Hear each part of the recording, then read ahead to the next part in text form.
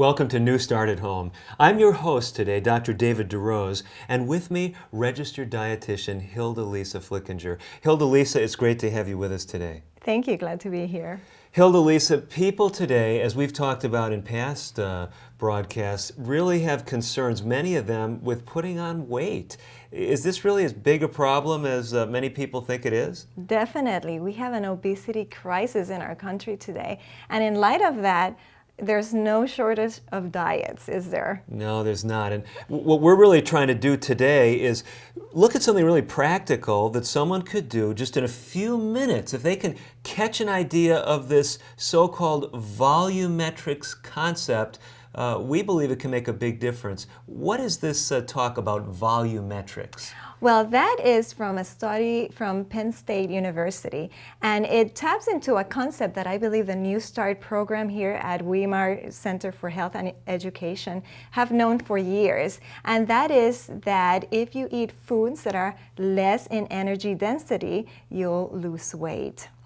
Okay, so energy density refers then to the amount of calories in a given volume of food, is that right? Exactly. So if you fill your plate up with these foods, you'll be eating more foods, but eating less calories. Okay, so we don't have to say push yourself away from the table, don't eat, fast, but we can say eat the right foods, eat foods that fill you up, but don't give you a lot of calories. Exactly. And what do you think those foods that are low in energy density are? Well, I mean, the first thing that comes to my mind, Hildelisa, is iceberg lettuce. I mean, there's a lot of food there, but not many calories, are there? Definitely. So that would be foods, plant-based foods, like the fruits and the vegetables and the whole grains.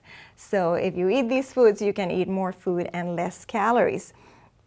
Now, what's more is that these plant-based foods are going to prevent chronic diseases, and they're going to keep your weight down.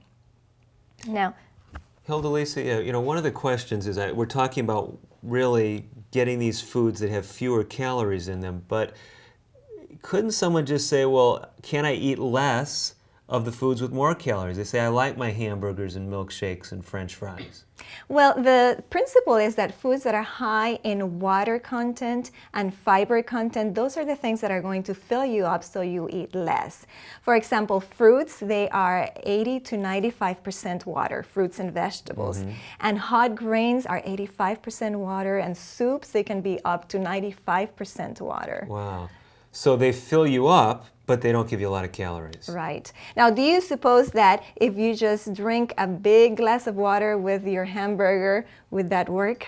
Well, I'm not going to eat a hamburger, Hildelisa, don't worry. But tell us, is that a solution if someone wants to say, I'll have 80% water at my meal and eat the burger and fries? No, that won't work. The water has to be in the food in order to work.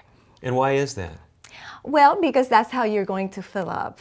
Okay. And yes. Now, and the food is going to have less calories, whereas if you eat the hamburger, even though you have the glass of water, you're going to eat all the calories in that hamburger, for example. Now, let's just visualize what we're talking about. I have here 100 calories of raisins or dried grapes. It's about less than a quarter cup. And 100 calories of grapes. It's about a little less than 2 cups. Now, which one would you rather eat? Now, are you telling me there's the same number of calories in each of those? Exactly.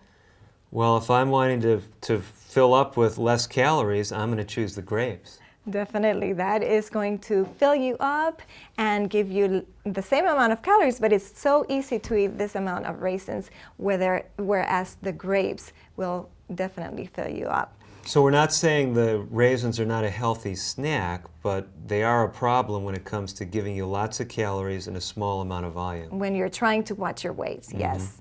Now, pasta and bread, Italian bread, they have similar ingredients, but if you think about it, the pasta absorbs the water that it's cooked in, so it's going to be half as energy dense as the bread. So that's the concept we're talking about. The drier the food, the more calories.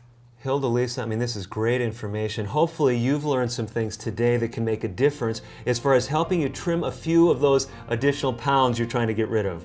I'm Dr. David DeRose, letting you know that if you want more information, go to our website, newstartclub.com.